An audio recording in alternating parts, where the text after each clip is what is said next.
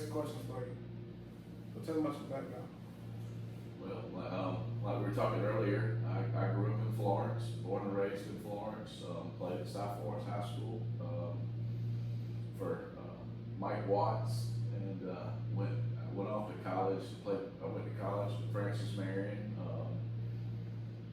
My plan was to walk on the baseball team, but my grades didn't allow that. So I had a few years of college and ended up going back to my high school and helping coach with Coach Watts, and fell in love with coaching. And when I got out, took my first job down in Williston, Elko, South Carolina, at Williston Elko High School, and for Dean Boyd, future Hall of Famer. Was down there with him for 2 years, and then we left and came to Marlboro and turned that program around, made it a state powerhouse back in the late 90s, and left there and took a rebuilding project at McAfee High School, became head coach there. Left there and went to West Florence and was there for 15 years, I guess. Had some good years. Got out of coaching for a little bit, and then one of my former players, Jamie Johnson, who's head coach at Hamco, talked me into him and the superintendent, who was my boss in Florence 1 before I left. A few years before I left, he had gone down there to be the superintendent, and went down there and fell in love with the community and the kids, and I've been down there for about 6 years now. I've been head football coach, going on my 3rd year. Been head baseball coach 4 years. I also teach driver's ed, weights, and believe it or not, teach some art classes too. So do it, and I'm an athletic director too as well. So I do a little bit of everything down there. Kind of a renaissance guy down there, I guess. Yeah, loved it. Loved the community. Great place to work, and plan on finishing up my career there. So. Man, that's pretty good. I have a few questions for you. All right. A few. First question is, what inspired you to become a football coach? If you probably asked my classmates when I was in high school, everyone would have told you I was probably going to be a coach. I was a decent athlete, but I was always more into the X's and O's and part of it, and kind of at a very young age while I was in high school, I think that's what I wanted to do. My ultimate goal was to coach in college, but didn't get that chance. It's kind of hard when you don't get to play college sports and get that chance. But I've had some opportunities to go and coach college, but it always came at the wrong time. Either when my kids were just getting ready to be born, or financially, you have to get in to be a GA. Back in the day, you had to start out as a GA. It was really hard to manage financially that way. So never got the college part of it. But yeah, I mean, always have been. And then when I wasn't able to try out for the baseball team in college, and was able to go help at my high school, I kind of definitely was like, this is the path I want to go. I want to be a coach, and just fell in love with the career. I was always told, if you find a job that you love, you'll never work a day in your life. And don't get me wrong, coaching can be a pain sometimes, and it's getting harder and harder with the new rules and the new regulations and everything that's going on with high school sports right now. It's not as easy as it was when I first got into it, but I've always enjoyed going to work and going to school, and I enjoyed being around the players like you. That was I always had the open door policy, and tried to. I wanted each kid's high school career to be as good as it could be, but one of the best things I've learned, I think, over the years is only one team's going to win the state championship, and if you base on how successful your season is, if you win a championship, only one team doesn't make a positive impact in a kid's life. But if you make sure that being on that team and being a part of that team is one of their greatest experiences, their high school, then you've won. You've even though you might not win that state championship, but so the softer. I don't know about that, but you know, I just as I get closer to the end of my career, I start realizing that, you know, you're there for the kids, and you want their 4 years to be the best they can be. And I think that's one of the things that we've, you know, as I've changed the most over the years.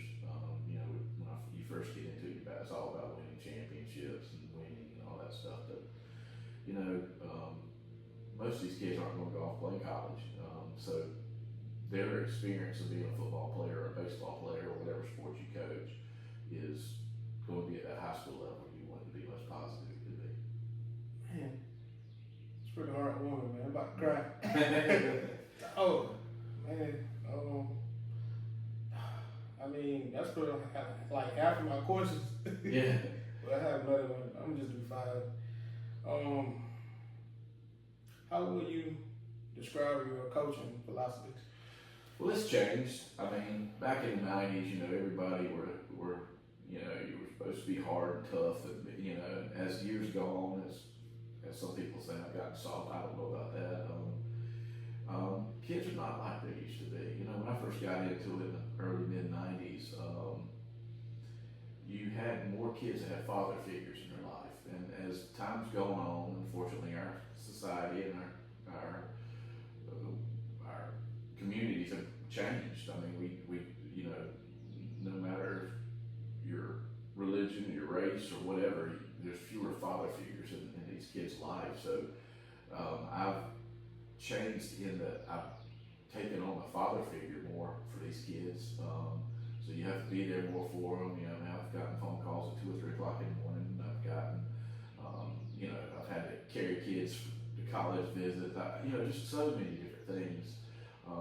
And you know, it's a calling, no doubt about it. But at the same time, it does affect your family. I probably wasn't there as much for Carter and Caroline as I probably should have been. But I think now that they've gotten older, they realize why. And I think my wife has always been great. You can't work in this career without a good wife. But you know, I think high school coaches are a different breed of people. They have to be a preacher. They have to be a coach, they have to be a teacher, they have to be a father, they have to be, you know, all these different things rolled up into one. And it's becoming tougher and tougher because kids are changing more and more.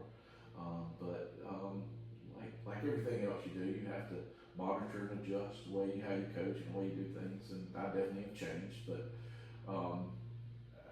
hopefully everybody that's played for me knows that I cared for them and wanted the best for them. And you know, seeing guys like you know, succeed in the next level of life, the next chapter, makes me feel good, and that's why you do it. That's why you get up every morning. And, you know, a few years ago I retired, and I was about ready to hang it up, and you know, he taught me into coming back. So,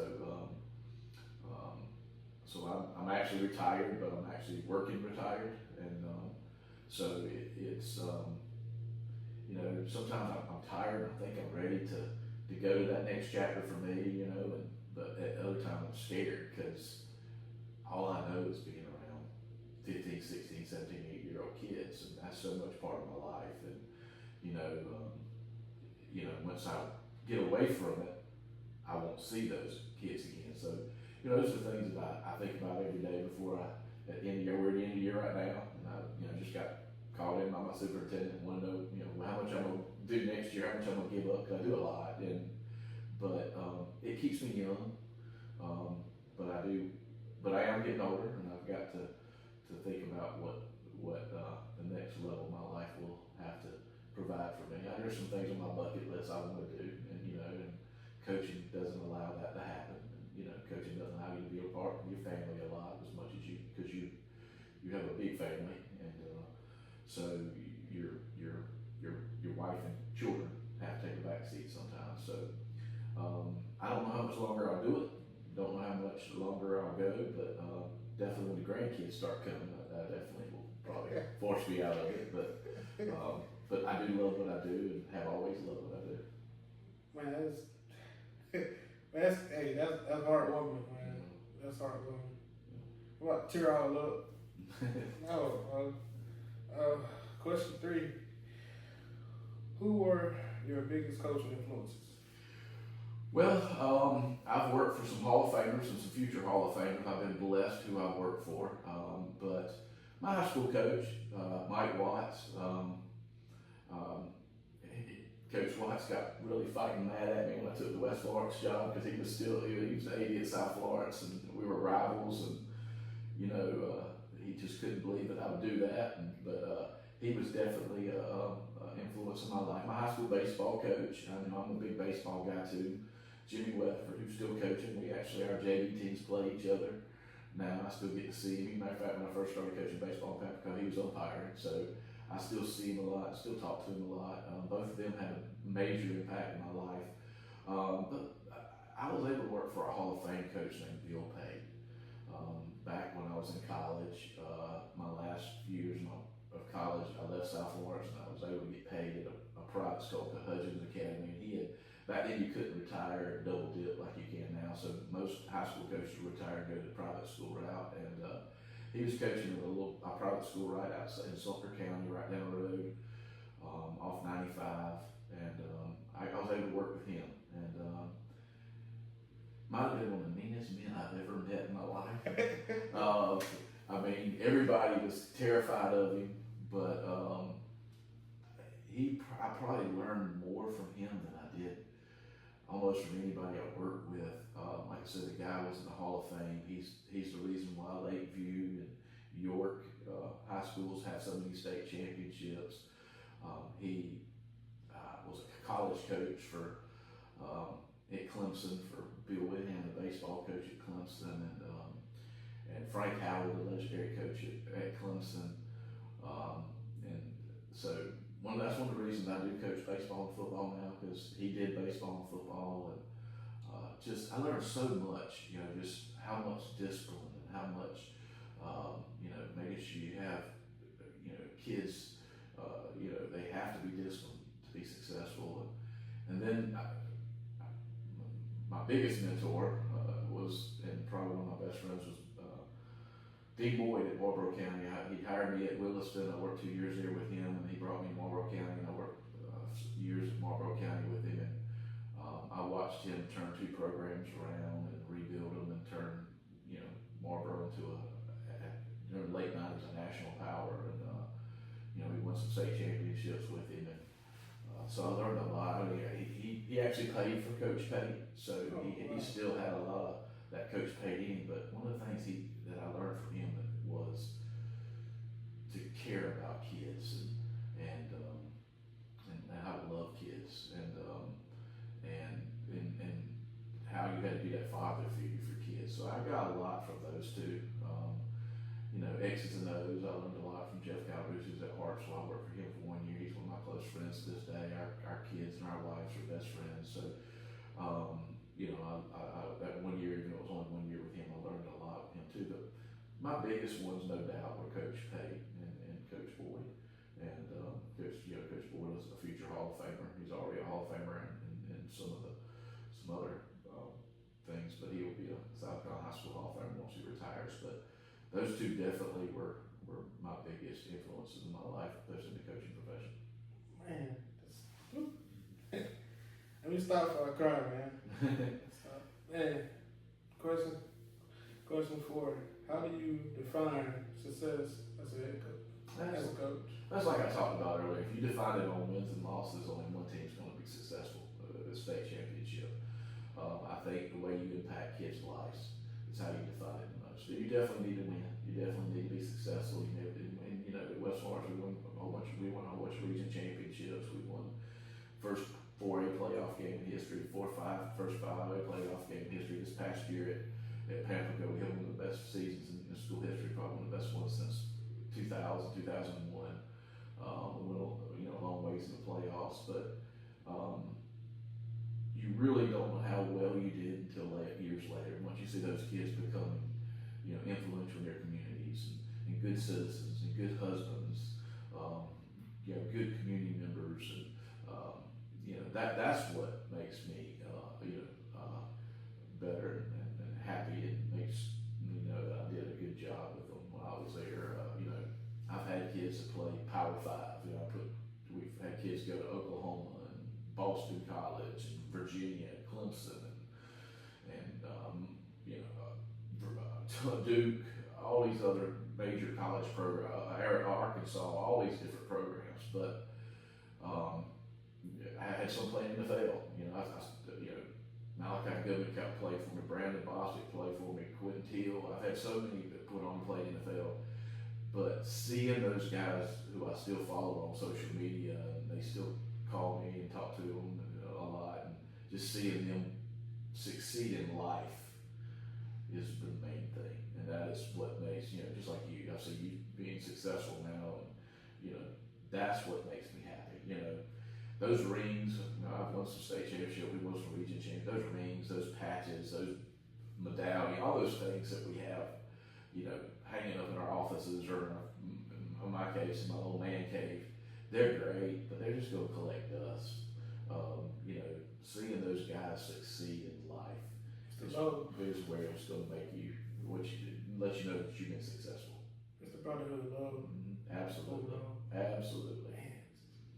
Man, it's the last question. What's the most important lesson football has taught you? Well, I'll be honest with you, and some people might get upset when I say this, but we've become a soft culture. We're soft. We're not tough anymore. And there's a lot of reasons for that. I just don't think kids grow up being tough anymore. When I was growing up, I consider the greatest decades ever, the 70s and 80s. I mean, we got up in the morning and we came home when the street lights came on, and we ate. My grandmother was sick. She lived with us, so she fed us breakfast. I came home for lunch during the summertime, and we'd go back out, and then we'd come back home for supper for mom and dad. We ate at the dinner table, and we had chores that we had to do, and we had things that we had to do before mom and dad got home, because back then mom and dad both worked. I wasn't from a rich family at all, and we had things that we had to do, and we did them, and we played tackle man with the ball in the yard, and we played wiffle ball, and we played basketball, and if you had issues, you might fight it out, but once you fought, it was over. There was no guns and knives brought into any of that stuff, and we were just we learned to be tough. We learned how to work. We cut grass. We did things. And that's the way I do now. I mean, I work, and that's why I hope our kids see that and see how hard we work and how hard. But we also are tough. We don't. I was taught. If I was sick and you had a little cold, you went to work. You went to practice. You went to school. You didn't get out. I retired and I had 140 sick days. I didn't use it, but that was just the way I was brought up. And kids today, unfortunately, not being brought up like that. Some of that's because you don't have a father figure. Some of them are being raised by grandmothers. Some of them are being raised by foster homes, and so I think football teaches you to be tough. When you get knocked down, to get back up. It might be 110 degrees outside, but you're still going to go to practice. And you're still going to be mentally tough, because life ain't easy, man. Mm-hmm. Life ain't easy. I mean, there's things that you're going to have to deal with. You're going to lose loved ones. You're going to things are going to happen. There's going to be car wrecks. Somebody close to you are going to die. Somebody's going to get cancer. Somebody's going to get sick. Things are going to happen in life that are not easy and not controllable. Yeah, and I think football prepares you for that. I think that mentally, physically, I think it just you're going to have to work tough jobs sometimes. You're going to have to do things that you don't want to provide for your family and for your kids. And football makes you get up every morning and not call it sick, take the easy route out. And that is the great thing about football. And unfortunately, not many kids are playing as much anymore, and we're losing that. I think of myself being a tough person. I mean, you played for me. We made practice tough. We made things tough.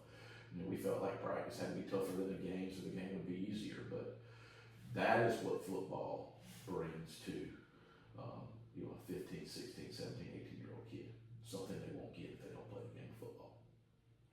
I want to tell you this, and I was going to tell you this for years. By me not having a father figure, like around that era, like 2013 or whatever, you kind of made a small impact on my life. basketball. Just teach me discipline. Yeah. Cause I didn't have it growing up in Florida. Yeah. I just never had it. Yeah. You know? And I appreciate you saying that, because that's the main reason, and hopefully, you know, those practices that you went through with us made you the person you are today. I mean, I think there was other things that probably made you that way too. Football's just a part of it; it's not all of it. But yeah, and that's like I said, if putting a ring on your finger is how you establish success, then you're going to fail most of the time. So, because there's only one team that wins a state championship in your classification. So, but if we can build discipline, and make sure you learn how to be on time. You know, that was one of my pet peeves. You know how it was with me. You know, being on time, wearing the right clothes, wearing the right stuff. You know, doing things right. Structure. Yeah, structure. Because most kids don't have that in their life, Sure. And football does that for them. And that's one thing I hopefully my administrations that I've worked for have never. They knew that. Hopefully, they knew that when they got on that bus. You know, we went on somewhere on a bus and we stopped to eat somewhere. We were going to leave it better when we found it. Those sidelines were going to be better. And we still have that rule where I coach baseball and football at Pamplico, and you ask kids what's one of Coach Woodberry's rules, and they're going to say, leave it better than you found it. And, and hopefully everywhere I've been, I've done that.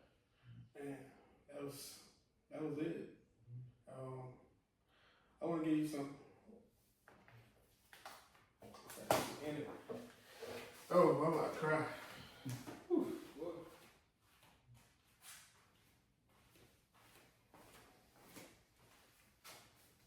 Cover.